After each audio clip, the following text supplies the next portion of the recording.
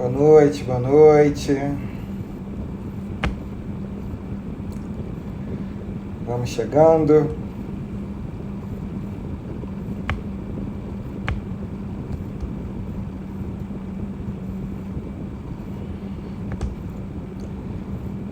Eliane, Renata, Leandro, Ana, Jaqueline. Vamos chegando, vamos chegando. Vamos conversar hoje sobre o Estatuto dos Servidores do Estado do Rio de Janeiro. E aí, Lari, tudo bem? Vamos conversar hoje sobre, como eu disse, sobre o Estatuto dos Servidores do Estado do Rio de Janeiro. Vamos tentar em 1 hora, pelo menos, passear por todo o Estatuto, né? Os pontos mais importantes no estudo do Estatuto dos Servidores. Certo? Tranquilo? Vamos começando? Então, crianças, como é que é a brincadeira do estudo do Estatuto, né? O estudo do Estatuto, na verdade, é o estudo do cargo público no Estado do Rio de Janeiro.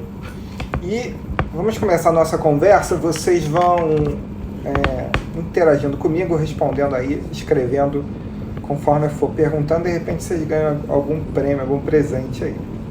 Combinado assim? Começar a nossa conversa de cargo público perguntando para vocês, aqui no Estado do Rio de Janeiro, qual a idade máxima que eu posso começar a ocupar um cargo público? Eu vou repetir a minha pergunta aqui no Estado do Rio de Janeiro. Qual a idade máxima que uma criatura pode começar a ocupar um cargo público? Me conta. Podem escrevendo aí. Escrevam, por favor, um de cada vez, senão dá a impressão que fica todo mundo... fica meio embolada as respostas aqui. Vou repetir a pergunta para quem está chegando agora. Valendo sempre algum prêmio, algum presente, alguma coisa, né? Depois a gente escolhe um modo de eu entregar para vocês. A Renata está dizendo assim para mim, Marcelo, para o estatuto, a idade máxima que um servidor pode começar a ocupar um cargo público aqui no Estado do Rio de Janeiro é com 45 anos.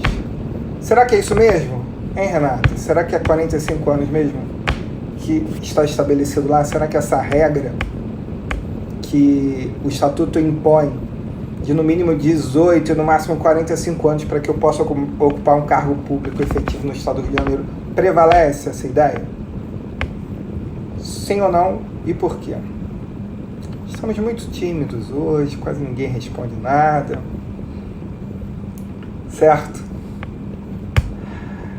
Então vamos lá. O primeiro cuidado que você deve ter em concurso público, isso acontece demais, é a bendita da pegadinha, né? Eu disse assim para vocês, qual a idade máxima que eu posso começar a ocupar um cargo público no Estado do Rio de Janeiro? E quase todo mundo, quando escuta essa pergunta, pensa no cargo público efetivo. Mas deixa eu repetir a minha pergunta. Qual a idade máxima que eu posso começar a ocupar um cargo público no Estado do Rio de Janeiro? E aí eu tenho que lembrar que quando eu falo em cargo público, assim, sem especificar qual seja, o cargo público ele pode ser efetivo, cargo público efetivo ou cargo público em comissão. Muito cuidado com essa pegadinha. Para o cargo público efetivo, a Renata bem respondeu aí para gente que ele, de fato, pelo menos de acordo com o Estatuto, tem a tal da regra entre 18 e 45 anos. Vejam, para o cargo público efetivo. Mas voltando à minha pergunta, qual a idade máxima que eu posso começar a ocupar um cargo público no Estado do Rio de Janeiro? E a resposta deve ser, depende, Marcelo. Se você estiver falando de um cargo em comissão, não há limitação de idade. A criatura pode ocupar um cargo em comissão com qualquer idade. Vejam, se eu sou ocupante exclusivamente de cargo em comissão, o regime para o qual eu vou contribuir É o regime geral da Previdência Social. Tudo depende. É o regime geral da Previdência Social. Quando eu tenho um cargo efetivo, aí sim eu contribuo para o regime próprio da Previdência Social, no caso do Estado do Rio de Janeiro, o Rio Previdência. Mais que isso, se esse cara, detentor de cargo efetivo, também acumula um cargo em comissão, aí sim, tudo que ele ganha, cargo efetivo mais cargo em comissão, ele contribui para o Rio Previdência. Vou dar dois passos atrás para vocês entenderem. Quando eu falo em cargo público, a primeira divisão que há de se fazer é cargo público efetivo, cargo público em comissão. Cargo público efetivo, vamos pensar nas regras de aposentadoria previstas lá no artigo 40 da Constituição. Se eu estiver falando em cargo em comissão, exclusivamente cargo em comissão, estamos falando daquela criatura que contribui para o regime geral da Previdência Social. E eu pergunto a vocês, aqui, fora do serviço público, a idade máxima para que eu deixe de exercer qualquer atividade? Não, no regime geral da Previdência Social não há essa limitação de idade. Beleza? Agora vamos pensar que a minha pergunta fosse qual a idade máxima que eu posso começar a ocupar um cargo público efetivo no Estado do Rio de Janeiro. E aí a Renata respondeu assim pra gente: Marcelo, de acordo com o Estatuto, fala-se entre 18 e 45 anos para começar a ocupar um cargo no Estado do Rio de Janeiro. Mas, disse Renata, esse artigo é inconstitucional. Só um reparo na sua fala, tá, Renata? Veja, eu falo em lei inconstitucional toda aquela lei que for promulgada após a edição da Constituição. Se eu falo numa lei anterior à Constituição, eu falo no fenômeno da recepção ou não da lei. Vejam, o nosso Estatuto, estamos falando do Decreto-Lei 220 de 75, Decreto-Lei 220 de 75 e o seu regulamento, Decreto 2479 de 79. Vejam, Decreto-Lei 220 de 75, Decreto 2479 de 79. Esses diplomas legislativos, como são anteriores à Constituição de 88, o fenômeno que se dá em relação a um e a outro é o fenômeno da recepção. Então, se porventura existe algum dispositivo no 220 ou no 2479, eu tenho que dizer algum dispositivo que afronte a Constituição de 88, eu tenho que dizer que esse dispositivo não foi recepcionado pela Constituição.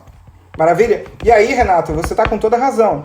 Quando o Estatuto ele afirma que para ocupar um cargo efetivo eu tenho que ter no máximo 45 anos, esse dispositivo não foi recepcionado pela Constituição de 88.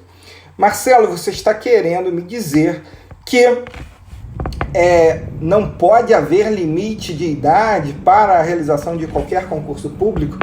Por óbvio que eu não estou dizendo isso. Obviamente que não.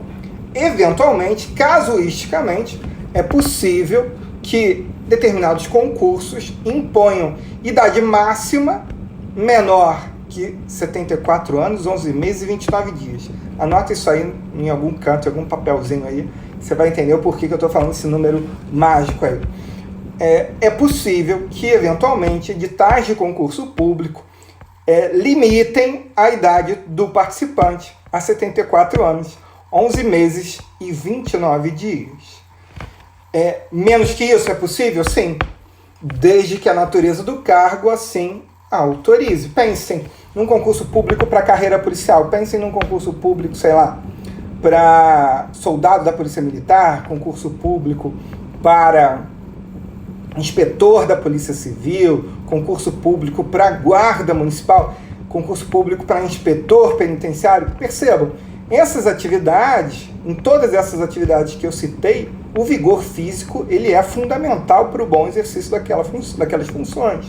Logo, para essas atividades, a título de exemplo, é possível a fixação de idade mínima para o ingresso nessas atividades inferior ao limite da aposentadoria. Mas só tomem cuidado, eu posso na lei que explicita o plano de carreira, eu posso no edital de concurso público fixar não só idade máxima abaixo do limite da aposentadoria compulsória, como também posso, eventualmente, criar que para determinados cargos a idade mínima seja superior a 18 anos. Durante muito tempo, houve regulação de que para o ingresso em carreiras como do Ministério Público, da magistratura, só seria possível o ingresso se a criatura tivesse, sei lá, 24, 25 anos. Veja, idade mínima superior a 18 anos. Por quê? Para algumas atividades, é imprescindível para o bom exercício daquelas funções que a criatura tem alguma experiência de vida, né? O juiz não é um mero apertador de botão, né? Ele não fica fazendo Ctrl+C, pelo menos não deveria ficar fazendo Ctrl+C, Ctrl+V nas sentenças, né? Então, para o exercício de forma que atenda os anseios de todos, da magistratura, para o exercício desse ofício, sem dúvida nenhuma, a experiência de vida é fundamental. Da mesma maneira que para o policial, quanto mais jovem, quanto mais vigoroso, tanto melhor. Então, qual é a ideia do nosso raciocínio aqui?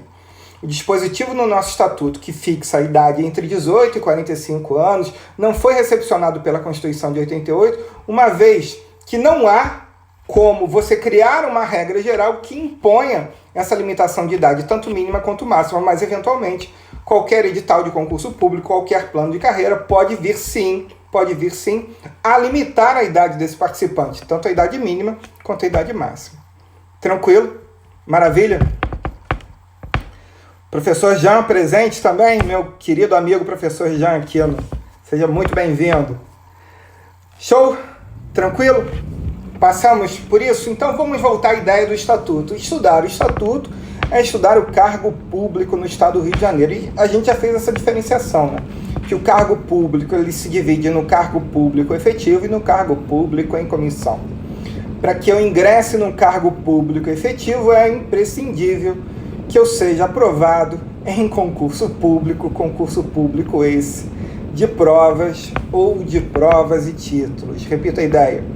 Para que uma criatura seja investida num cargo público efetivo no estado do Rio de Janeiro, é imprescindível que ele venha a ser aprovado em concurso público de provas ou de provas e títulos. Marcelo, todo mundo sabe disso. Todo mundo, se não sabe, deveria saber. Mas a questão é a seguinte. Lá atrás, na época em que o professor que vos fala não era professor, e sim estudante, a coisa de 20 muitos anos atrás, quando a gente realizava concurso público, o infeliz do examinador só te exigia isso, que você soubesse que o concurso público era de provas ou de provas e títulos. Ou mais, quando muito ele exigia o prazo de validade do concurso público. O prazo de validade do concurso público de até 2 anos, prorrogável uma única vez por igual período. Toma cuidado que no nosso estatuto não se fala em prazo de validade do concurso. Fala-se em prazo de validade das provas. Vejam, essa terminologia não se usa mais. Mas você tem que perdoar que o nosso estatuto é da década de 70. Ele tem praticamente a minha idade. Então, perdoa essa galera mais velha aí. Então, quando o nosso estatuto fala em prazo de validade de provas, você aperta a tecla SAP e você vai entender que ele está falando do prazo de validade do concurso público. E aí vem um problema, porque a Constituição fala validade do concurso até 2 anos, prorrogável uma única vez por igual período. E o nosso estatuto fala prazo de validade das provas de 24 meses, prorrogável por mais 18. E aí, vale o quê? Marcelo, óbvio, né? Óbvio que vale o que diz a Constituição da República. Tem a brincadeira da hierarquia de normas, né? A Constituição está no topo. Se a legislação infraconstitucional afronta a Constituição, bate com a cabeça no chão da Constituição e não fica valendo. Novamente, vamos falar em outra norma não recepcionada pela Constituição de 88. Aí, nesse momento, alguém sempre me diz o seguinte: mas, Marcelo, e se a bendita da nossa banca examinadora do concurso do tribunal, a CESP, se a bendita da CESP, ela vem e me pergunta de acordo com o estatuto. Aí, cara, eu vou te dar o seguinte conselho: você vai tapar o nariz, fechar o olho e vai marcar a burrice que ele está te perguntando. Marcelo, mas não dá para discutir em sede de recurso da questão? Obviamente que dá, né? Pelo óbvio, né? Se uma norma infraconstitucional afronta a Constituição, evidentemente que prevalece a Constituição. Mas o examinador da CESP, Sebrasp, ele vai virar para você e vai dizer o seguinte: mas eu não perguntei o que vale, eu perguntei o que está escrito no Estatuto dos Servidores do Rio. Acho pouco provável que a gente enfrente isso novamente. Mas como a última vez que a CESP esteve aqui no estado do Rio de Janeiro e promoveu o concurso do Tribunal de Justiça, ela fez esse show de horrores, eu não me arriscaria. Beleza? Tranquilo? Show de bola. Mas voltando então, o cargo público ele pode ser efetivo ou cargo em comissão. Não podemos confundir o cargo em comissão com a função gratificada. Cargo em comissão a forma de ingresso no cargo em comissão é através da nomeação. O provimento no cargo em comissão se dá por meio da nomeação. Só que a nomeação é livre. Ao contrário da nomeação para cargo efetivo, que exige a prévia habilitação em concurso público de provas ou de provas e títulos, no cargo em comissão não há qualquer exigência, pelo menos não num primeiro momento. A Renata pergunta, mas Marcelo, não anularam a questão? Renata, a questão não foi especificamente sobre isso, não. Foi sobre penalidades, que a gente ainda vai conversar hoje. Mas não anularam a questão. E houve o recurso? Um monte. Mas que a gente aprendeu com a falecida CESP à época, em que, quando ela pergunta de acordo com a lei, a gente tapa o nariz e marca aquela coisa enlouquecida que ela está pedindo. Beleza? Mas vamos seguindo. Voltando ao nosso... Tudo bom, Amanda? Voltando à vaca fria. O cargo em comissão, para que ele seja provido, se dá pelo ato de nomeação. Só que essa nomeação, como eu disse para vocês, ela é completamente livre, não há qualquer requisito, enquanto que para o cargo efetivo, para que eu venha a ser nomeado, é imprescindível a prévia habilitação em concurso público de provas ou de provas e títulos. Mas agora eu quero diferenciar com vocês o cargo em comissão da função de confiança. E eu peço para quem tem a Constituição à mão, que pegue, por favor, o artigo 37, inciso 5 da Constituição. Você me diz, meu Deus do céu, até em live eu tenho que pegar a Constituição para acompanhar a conversa sobre qualquer tema. Sim, é bom, né? A Constituição é nossa amiga.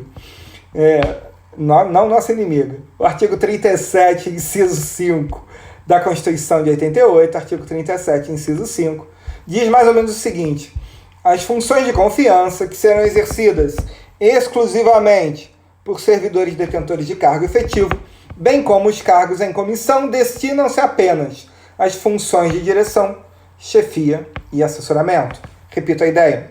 De acordo com o artigo 37, inciso 5 da Constituição de 88, as funções de confiança que serão exercidas exclusivamente por servidores detentores de cargo efetivo, bem como os cargos em comissão, destinam-se apenas às funções de direção, chefia e assessoramento. Bem, meus amigos, o que há de comum entre o cargo em comissão e a função de confiança? O que há de comum entre os dois? Bem, o que há de comum é para que eles são destinados. Tanto as funções de confiança quanto os cargos em comissão são destinados às funções de direção, chefia e assessoramento. Isso é o que eles têm de comum. Ponto. Mais nada em comum. Tanto que um é cargo e o outro é função. Tanto que eu falei cargo em comissão, ato de provimento, ganha o nome de nomeação. Se vocês procurarem a expressão função de confiança, se vocês procurarem a expressão função de confiança no nosso estatuto, no Decreto-Lei 220, no seu regulamento Decreto 2479, tenho a certeza que vocês não encontrarão nenhum nem outro. Podem procurar à vontade se encontrarem a expressão função de confiança no Decreto-Lei 220 ou no seu regulamento Decreto 2479. Tenho a certeza que não encontrarão. Se encontrarem, me comprometo a mandar um livro para vocês. Claro, obviamente, estou me comprometendo porque eu tenho certeza que não há esta expressão, mas ele está lá. Não entendi, Marcelo. Você está me dizendo que a expressão função de confiança não existe no Decreto-Lei 220, não existe no Decreto 2479, vou mais além. No nosso plano de carreira dos servidores da Justiça, na Lei 4.620 de 2005, também não existe essa expressão, mas a função de confiança está lá. Não tem, não. Mas ela está lá. Está lá com outro nome. Está lá com o nome de função gratificada. Muito bem, Renata. Função gratificada. Então, onde a Constituição chama de função de confiança, mais uma vez, vamos apertar a tecla SAP. E encontraremos na legislação estadual a expressão função gratificada. E isso é importante para o que a gente vai discutir a partir deste momento. Beleza? Então, vou voltar lá para a Constituição, 37, inciso 5. Ele diz que as funções de confiança, que são exercidas por servidores detentores de cargo efetivo, bem como os cargos em comissão, destinam-se apenas às funções de direção, de chefia e de assessoramento. Função de confiança, que é ocupada sempre por quem tem cargo efetivo, e cargo em comissão, ambos são destinados às funções de direção, chefia e assessoramento. Show? Maravilha? Você já sabe que quando a Constituição chama de função de confiança, a legislação estadual chama de função gratificada. Perfeito até aqui? Tranquilidade? Aí vem a pergunta para advogado da UERJ. Essa pergunta é bem interessante. Indagava do candidato mais ou menos o seguinte: quando estivermos diante de funções técnicas, estas serão exercidas por quem? Quando estivermos diante de funções técnicas, estas serão exercidas por quem? Adianto a vocês que esse tipo de questão é para retirar, para afastar aquela galera que só quer memorizar, né? Tem gente que fica assim, abre o 37.5 e fica assim: direção, chefia, assessoramento, cargo em comissão e função de confiança. Direção, chefia, assessoramento, cargo em comissão e função de confiança. Aí o cara vem e fala assim: maravilha, e função técnica é para quem? Olha mais ou menos essa nossa estrutura de trabalho dentro do serviço público e quem, pelo menos nesse primeiro momento, está sem atividade. Veja, a função de confiança e o cargo em comissão, as funções exercidas por eles são direção, chefia e assessoramento. Quem está sem trabalho até agora? Quem é? Isso mesmo, muito bem. Cargo efetivo. Cargo efetivo tem por missão o exercício de funções técnicas.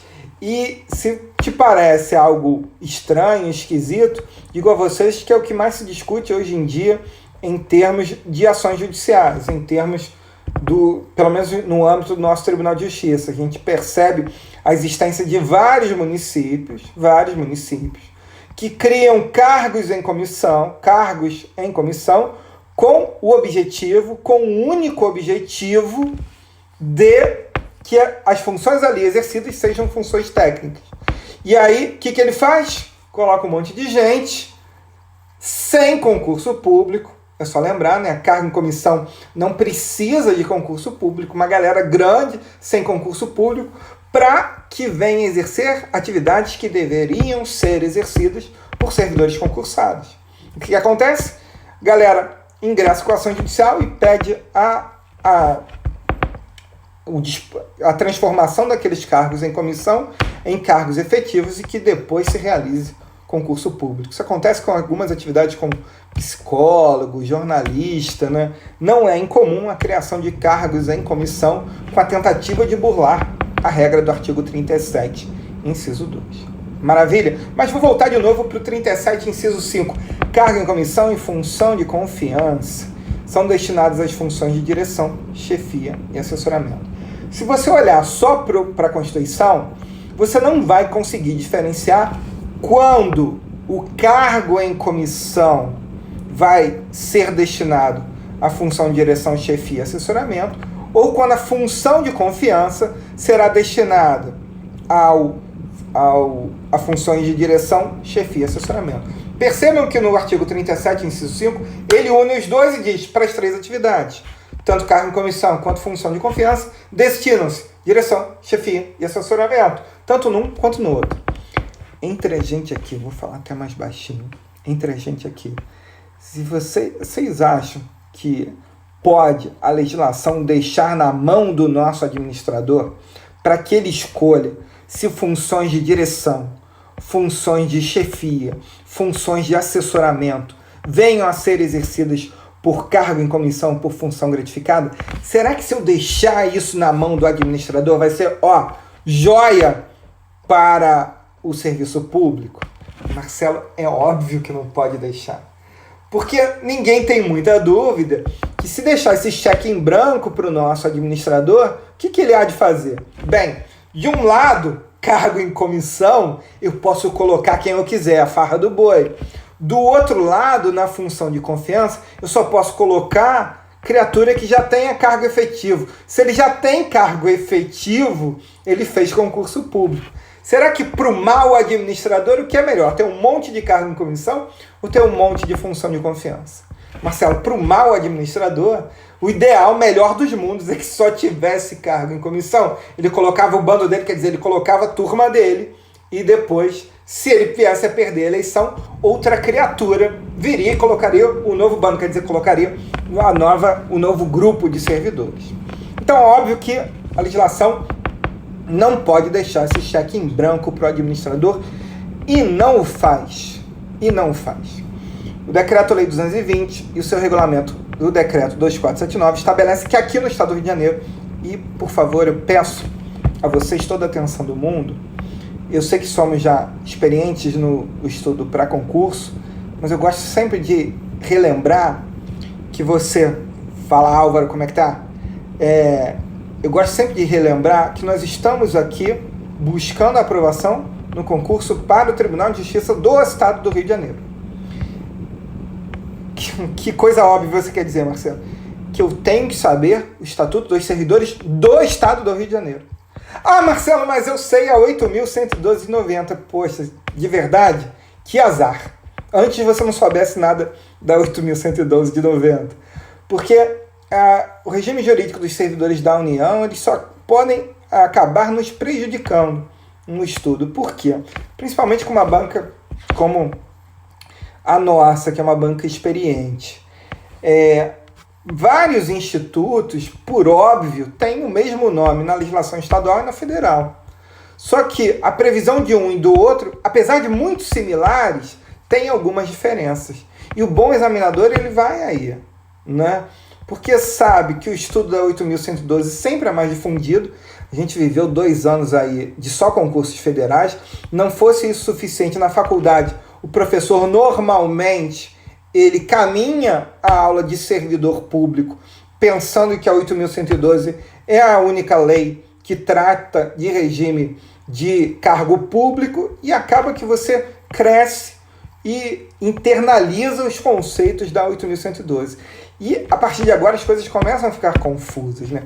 Esse início do estatuto ele é muito parecido com o da 8.112. Só que a partir de agora ele começa a ficar diferente. Primeiro, na certeza que nós temos de relembrar a vocês que a bendita da função de confiança existe sim na legislação estadual. Vejam, na legislação estadual.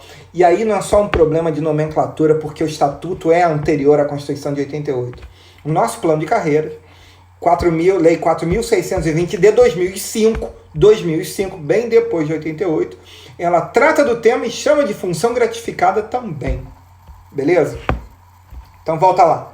Olhando o nosso estatuto, ele diz que para que eu possa destinar as atividades, melhor dizendo, que eu vou destinar ao cargo em comissão, são direção e assessoramento superior. Repito a ideia e vale você anotar.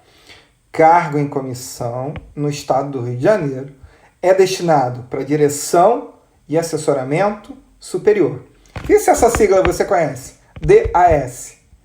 Muita gente ouve isso. Ih, fulano ocupa um DAS. Na hora vem na tua cabeça, o cara ocupa um cargo em comissão. É ainda destinado a cargo em comissão aqui no estado do Rio de Janeiro. Funções de direção e assessoramento intermediário, DAI.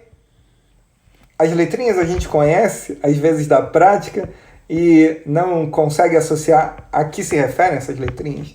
DG, Diretoria Geral, também estamos falando de cargos em comissão. Agora, por outro lado, se eu estiver diante de atividades de chefia e assessoramento intermediário inferior, estou falando de função gratificada. E lembrando, essa diferença só vale aqui no estado do Rio de Janeiro. No federal, olha 8.112. E no município de Petrópolis, olha lá no Estatuto de Petrópolis. No município do Rio, olha no seu próprio estatuto. No estatuto estadual, eu falo em função gratificada para chefia e assessoramento intermediário inferior, o CAI. Já a cargo em comissão, eu tenho o DG, Diretoria Geral, eu tenho o DAS, Direção e Assessoramento Superior, e eu tenho o DAI, Direção e Assessoramento Intermediário. Volta para o 37, inciso 5, veja lá, cargo em comissão, função de confiança, direção, assessoramento e chefia. Direção, chefia e assessoramento. Veja se eu posso falar isso sem medo de errar. No estado do Rio de Janeiro, toda vez que eu estiver diante de uma função de direção, ela será destinada a cargo em comissão. Até rimou. Por outro lado, se eu estiver diante de chefia, de uma função de chefia, esta será destinada à função gratificada. Por fim, se eu estiver diante de atividade de assessoramento, depende como eu assessoro. Se eu assessoro alto escalão, cargo em comissão. Se eu assessoro aqui no meio campo, assessoramento intermediário, função gratificada. A nossa pergunta aqui, o que se entende por níveis intermediários? É um conceito totalmente aberto, né? Porque tem gente que gosta de fazer a seguinte divisão lá no tribunal. Cargo em comissão, pensa em assessoramento a desembargador. Função gratificada, pensa em atividades, secretário de juiz, função gratificada. Então as pessoas gostam de fazer esse tipo de diferenciação. Eu vou te provar que ela está errada. Por que está errada? De fato, as atividades de assessoramento, de chefia, chefia por óbvio, né? Mas de assessoramento em primeiro grau aqui no Tribunal de Justiça do Rio, elas são destinadas a funções gratificadas. Isso não há dúvida alguma. Porém, nem toda atividade de assessoramento exercida em segundo grau de jurisdição é por meio de cargo em comissão. Para que você tenha uma ideia, cada desembargador tem hoje o direito a 4 cargos em comissão e 2 funções gratificadas no seu grupo de assessores. 4 cargos em comissão e 2 funções gratificadas. Tá vendo que essa ideia de segundo grau de jurisdição, cargo em comissão, primeiro grau de jurisdição, função gratificada, ela cai por terra? De fato, relembro que no âmbito do TJRJ, em primeiro grau de jurisdição, aquele que assessora o juiz, ele recebe uma função gratificada, isso é fato. Agora, nem todos aqueles que assessoram o desembargador ocupam cargos em comissão. Existem aqueles que ocupam cargos em comissão e existem aqueles que ocupam funções gratificadas. Beleza? Isso a gente falando em assessoramento na função jurisdicional, a função fim. Mas tem assessoramento também na parte administrativa, né? O Tribunal de Justiça é quase uma cidade hoje, né? Já vou à pergunta aí. É quase uma cidade. Então, a estrutura administrativa que dá apoio para que a função jurisdicional possa ser exercida, lá também eu tenho vários cargos em comissão e várias funções gratificadas. Como diferenciar o assessoramento intermediário do cargo em comissão e da função gratificada? Se está presente tanto no DAI quanto no CAI. Para a prova é fácil. direção e assessoramento intermediário. Beleza? Chefia e assessoramento intermediário inferior. Em outras palavras, o AI nunca vem sozinho, né? Para aparecer na tua prova, vai aparecer cargo em comissão, direção e assessoramento intermediário. É função gratificada, chefia e a duplinha aí, assessoramento intermediário inferior. E vem esse hífenzinho, intermediário inferior. Beleza? Tranquilo. Show. Mas eu tenho que falar mais ainda de cargo em comissão e agora a gente vai fazer um hiperlink para a Lei 4.620 de 2005, o nosso plano de carreira. Lei 4.620 de 2005, ela estabelece, sim, ela trata do tema cargo em comissão e função gratificada também. Ela diz o seguinte, olha, 75% dos cargos em comissão, 75% dos cargos em comissão existentes no TJRJ, 75% dos cargos em comissão existentes no TJRJ serão ocupados por servidores do quadro. Em outras palavras, serão ocupados por técnicos ou analistas. Repito a ideia. De acordo com a Lei 4.620 de 2005, 75% dos cargos em comissão existentes no TJRJ serão ocupados por servidores do quadro, técnicos ou analistas. Vejam, a Constituição ela estabelece que toda vez que nasce um plano de carreira, esse plano de carreira tem que separar, tem que destinar um percentual mínimo de cargos em comissão para quem tenha cargo efetivo. Repito a ideia. A Constituição estabelece que toda vez que nasce um plano de carreira, ele tem que destinar, tem que separar um percentual mínimo de cargos em comissão para quem tenha cargo efetivo. E a Lei 4.620 é o nosso plano de carreira. E ela o faz? Faz. Ela diz 75% dos cargos em comissão existentes em todo o TJRJ serão destinados para servidores do quadro, técnicos ou analistas. Tomem cuidado que isto é a regra, porém há uma exceção. A exceção é a seguinte, toda vez que estivermos diante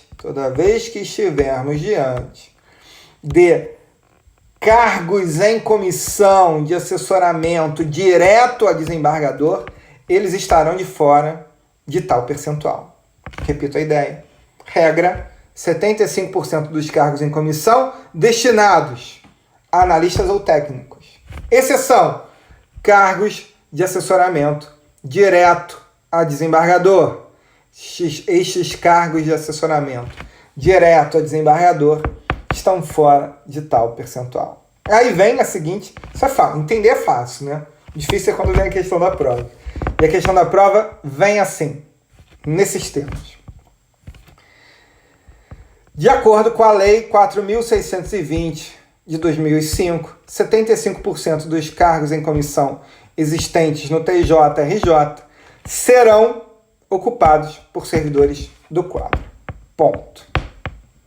E aí? Você marca verdadeiro ou falso? Uma coisa é saber, né? Outra coisa é responder na prova, né? O que você marcaria? Verdadeiro ou falso? Enquete.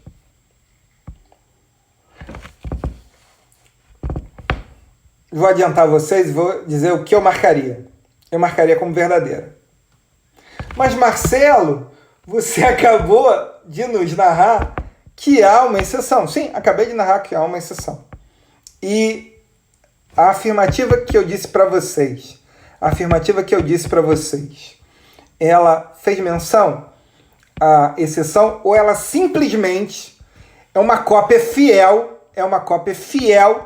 do que diz a lei? A Roberta botou assim, Marcelo, é a regra, exatamente, é a regra.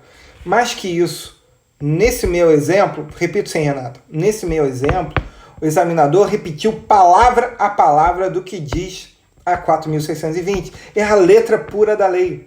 E de verdade, eu posso sempre te ajudar num eventual recurso, mas recorrer para afirmar que a cópia fiel da lei está errada é muito difícil da gente conseguir êxito. Nesses anos todos que a gente está nessa brincadeira, é muito difícil. Mas, Marcelo, Então, não entendi por que você falou da exceção. Vou explicar agora. Olha como esta questão agora vai ficar errada.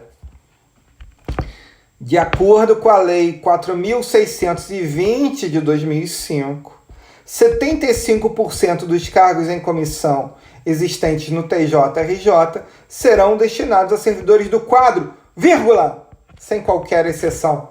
Maravilha! Agora, nessa assertiva, ele está me cobrando a regra e a exceção. Carliane, tudo bem? Nessa minha afirmativa agora, ele me cobra a regra e a exceção. E aí sim, eu vou demonstrar para o examinador que eu tenho conhecimento da exceção, que carga em comissão de assessoramento direto a desembargador está de fora de tal percentual. Beleza? Tranquilo? Marcinha querida, boa noite. Sensacional? Entendemos bem? Dúvida? Vamos agora à função gratificada. Função gratificada, de acordo com a Constituição, de acordo com a lei, ela será ocupada exclusivamente por servidores detentores de cargo efetivo. A Lei 4.620 de 2005, nosso plano de carreira, ele faz menção ao Instituto. Ele diz lá, função gratificada no TJRJ, função gratificada no TJRJ, será ocupada por servidor do quadro. De novo, está falando que função gratificada será ocupada pelos técnicos ou analistas do TJRJ. De novo, regra, função gratificada, obedecendo à Constituição, será ocupada por servidores do quadro. Mas vem uma exceção. E no parágrafo único diz o seguinte: quando a função gratificada exigir a habilitação específica e inexistir no quadro servidor com tal habilitação, nestas duas situações, somadas estas duas situações, a função gratificada poderá ser exercida por outro servidor detentor de cargo efetivo no Estado do Rio de Janeiro. Repito toda a ideia. A Constituição diz assim, artigo 37, inciso 5, as funções de confiança, que serão exercidas exclusivamente por servidores ocupantes de cargo efetivo, bem como os cargos em comissão, destinam-se apenas às funções de direção, chefia e assessoramento. A Lei 4.620 de 2005, o plano de carreira dos servidores do Judiciário Fluminense, diz que a função gratificada, como regra, será exercida pelos servidores do quadro, técnicos ou analistas. Traz uma exceção. Quando a função gratificada exige habilitação específica e inexiste no quadro servidor com tal habilitação, somadas essas duas situações, ele diz, olha, nessa hipótese excepcional, a função gratificada poderá ser exercida por servidor detentor de cargo efetivo no Estado do Rio de Janeiro. Vocês, meus queridos amigos participantes, pergunto a vocês, será que essa exceção contida na Constituição de 88, que esta exceção contida na 4.620 de 2005 afronta o artigo 37, inciso 5 da Constituição de 88? Sim, não e por quê? Tempo. Tuc, tuc, tuc, tuc, tuc, tuc, tuc. Nada? Ninguém se habilita?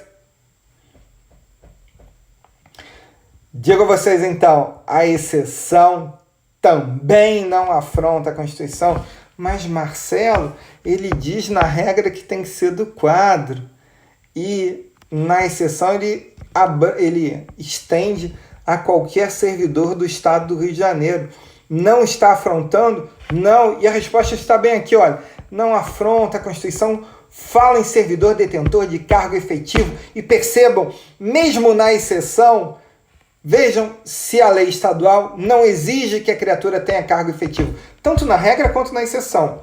Eu digo a vocês que a lei ela é até mais benéfica e protetora aos servidores do quadro, quando ela diz que, como regra, a função gratificada tem que ser por servidor detentor de cargo efetivo do quadro, ou seja, está privilegiando, está incentivando os técnicos e analistas.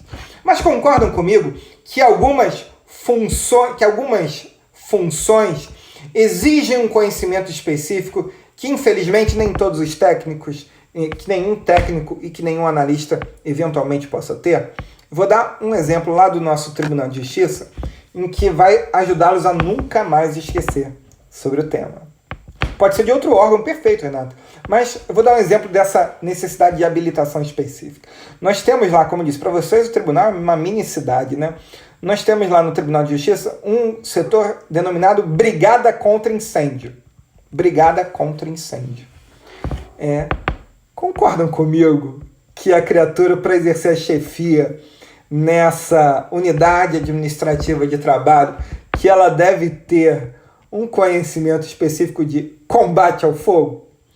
Marcelo, mais técnico que é bom, apaga fogo todo dia. Analista que é bom, ele apaga fogo todo dia. Eu não tenho muitas dúvidas, né? Mas esse fogo que os analistas, nós analistas e os técnicos estão apagando são relativos ao trabalho, né? Não ao incêndio. Quem exerce essa atividade é um oficial do Corpo de Bombeiros Militar do Estado do Rio de Janeiro. Perceba, exige habilitação específica e inexiste no quadro servidor com tal habilitação. Somadas essas duas situações,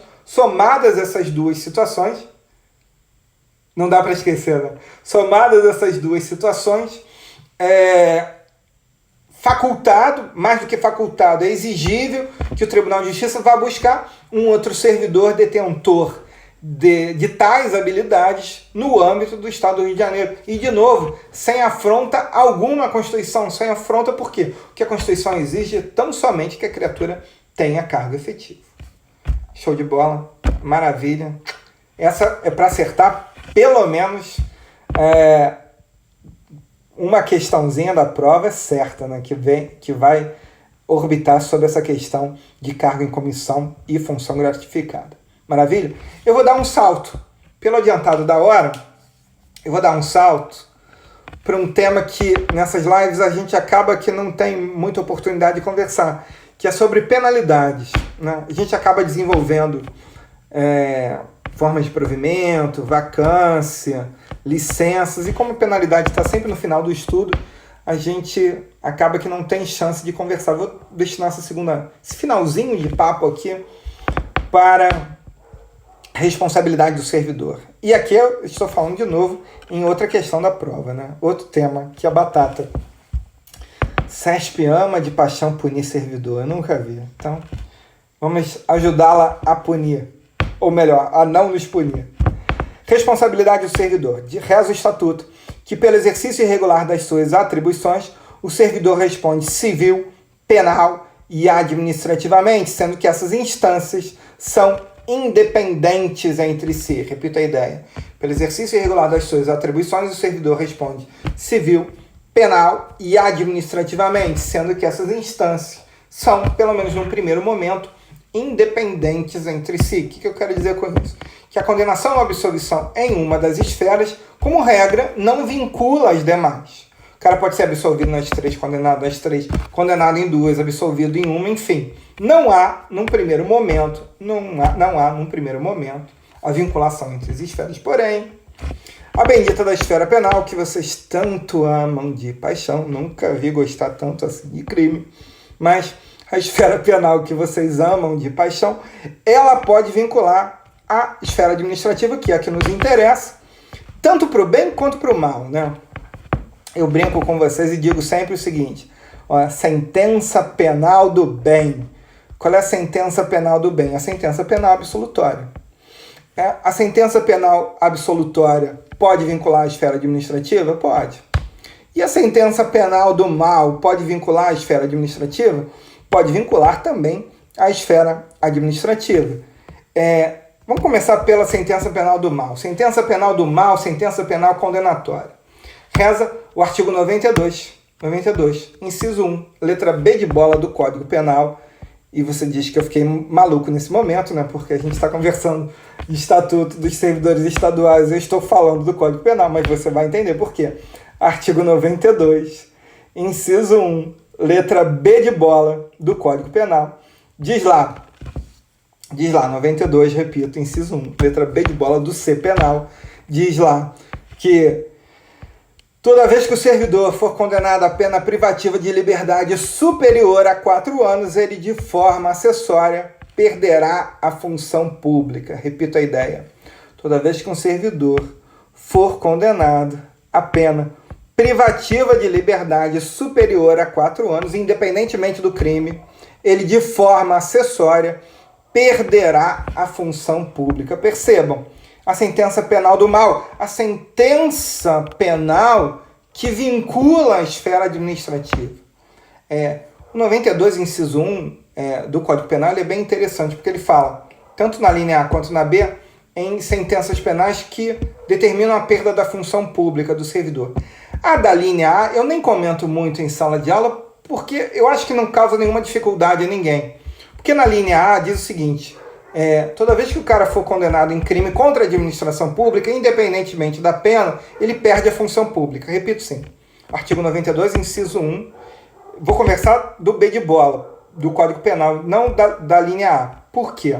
Na linha A, do 92, inciso 1 do Código Penal, ele diz que toda vez que o servidor for condenado por crime contra a administração pública, ele, de forma acessória, ele perde a sua função pública. Mas me parece, normalmente não o comento, porque me parece muito óbvio, né? Se o cara praticou um crime contra a administração pública, eu não tenho como manter esse infeliz ali dentro do serviço público. É como deixar a raposa ainda dentro do galinheiro, depois dela ter feito a festa com os ovos lá. Não é possível, né? Então isso me parece algo óbvio. Mas o que causa espanto a muita gente é o que diz a linha B.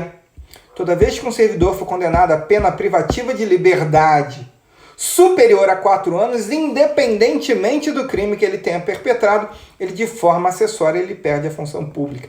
Mais que isso, este indivíduo pode ter sido o melhor servidor que já existiu no mundo, no universo, em todos os universos. Mas ele, por ter cometido um crime tão odioso, que recebeu uma reprimenda tão alta quanto essa prevista 92, inciso 1, letra B de bola, o Estado não admite que esse cara seja mantido nas suas fileiras. Mesmo, repito, que o cara tenha sido o melhor servidor que já existiu na face da Terra. Então percebam, no meu exemplo, a sentença penal vinculando a esfera administrativa sem que este indivíduo tivesse sequer praticado, no meu exemplo pelo menos, qualquer falta contra a administração pública. De verdade, para infelicidade nossa e para a sorte da maioria das pessoas que não estudam isso, dificilmente vem na prova. O que vem mais na prova é a sentença penal do bem, a sentença penal absolutória. Toda vez que um servidor é absolvido pela inexistência do fato ou pela negatória de autoria, na sentença penal, ele, de forma acessória, também será absolvido na esfera administrativa. O nosso estatuto estabelece de forma clara que, mesmo afastada a responsabilidade administrativa, mesmo afastada a responsabilidade criminal, muitas vezes persiste a falta administrativa. Nessa situação, o cara, mesmo não sendo crime, absolvição, ele continuará sendo punido. Mas se eu afasto a existência do fato no âmbito penal, ele também será absolvido na esfera administrativa. Já vou repetir a ideia. Então, seja contra a administração pública ou as faltas mais de 4 anos de reclusão perde. Então, isso aí. Vou voltar de novo, então. Sentença penal condenatória. Crime contra a administração pública, 92, inciso 1, alineado C penal. Crime contra a administração pública, não me interessa o tamanho da pena. Condenação ali importa na perda da função pública. E é esse que tem que sublinhar mesmo, 92, inciso 1, B de bola. Independentemente do crime, se a pena for superior a 4 anos, de forma acessória, ele perde a função pública. Beleza? Show! Agora, a parte da absolvição. Se a sentença penal declarar inexistência do fato ou negar a autoria, de novo, inexistência do fato ou negar a autoria, nestas duas situações, ele será também absolvido na esfera administrativa. sentença penal absolutória que declarar a inexistência do fato ou negar a sua autoria, nestas duas situações, esta sentença penal também vai repercutir na esfera administrativa. De que maneira? O servidor também será absolvido na esfera administrativa. Agora, todo cuidado do mundo. Inexistência do fato, não inexistência do fato típico. Como eu disse para vocês, muitas vezes o fato pode ser atípico, mas persiste ainda a falta administrativa. Um exemplo para você não esquecer.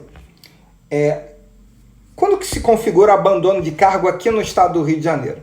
Bem, de acordo com o Decreto-Lei 220 de 75, o abandono de cargo se configura pela ausência injustificada ao serviço por 10 dias consecutivos. De novo, de acordo com o Decreto-Lei 220 de 75, o abandono do cargo se configura pela ausência injustificada ao serviço por 10 dias consecutivos. Configurei o abandono de cargo. Beleza? Beleza. O abandono de cargo, ele importa em quê? Importa na pena mais grave existente no âmbito da administração pública em relação aos seus servidores, que é a pena de demissão. O cara que abandona o cargo deverá ser demitido. Maravilha? Maravilha. Pergunto a vocês, como regra, o cara que abandona o cargo, ele será punido no âmbito criminal? Como regra. O cara simplesmente resolveu, largou tudo por aqui, foi viver de vender arte em Porto Seguro. Esta criatura abandonou o cargo? Sim. Após o regular processo administrativo, ele será demitido? Sim. Cometeu algum crime? No meu exemplo, não. Vejam, mesmo não sendo crime, persiste ainda a falta administrativa. Então, vamos imaginar que este infeliz respondesse à ação penal. O juiz penal ia dizer o seguinte, o MP enlouquecido, ensandecido, por que tu denunciou esse infeliz? Vou absolver, absolvição sumária daquela criatura. Porque o fato não aconteceu? Ele declarou a inexistência do fato? Esse juiz penal? Não. Ele declarou a inexistência do fato típico. E o juiz que declara a inexistência do fato típico, lá no âmbito criminal, essa sentença absolutória não tem qualquer repercussão na esfera administrativa. Agora, se o juiz penal dissesse o seguinte, o Joãozinho não se ausentou injustificadamente por 10 dias consecutivos. Joãozinho não se afastou injustificadamente por 10 dias consecutivos. Concordo que nesse meu exemplo enlouquecido, o juiz declarou a inexistência do fato, qual seja, ele não sumiu, ele não abandonou o cargo. Se o juiz declara que Joãozinho não se ausentou injustificadamente por 10 dias consecutivos, essa sentença penal, que agora diz que o fato não aconteceu, vai repercutir na esfera administrativa. Então, em algum canto da minha mente tem que estar separado inexistência de fato, sentença penal que declara a inexistência do fato, não se confunde com a sentença penal que declara a inexistência do fato típico. Da mesma maneira que a sentença penal que absolve a criatura por falta de provas não socorre em nada o servidor no âmbito administrativo. Maravilha? Tranquilo? Bem, tudo que é bom passa rápido demais, né? Faltam agora exatamente 40 segundos para encerrar a nossa live. Foi muito rápido. Falar de assunto tão interessante, tão importante para a nossa prova quanto o estatuto, ele sem dúvida nenhuma, o tempo voa. Já dizia o poeta, né? O tempo voa e agora eu sei. Pelo menos cargo público e responsabilidade. Certo? Beijo no coração de vocês. Certamente nos encontraremos em outros momentos, em outras lives. E mais cedo ou mais tarde nos encontraremos presencialmente. Um beijo no coração de todos vocês. Fiquem com Deus.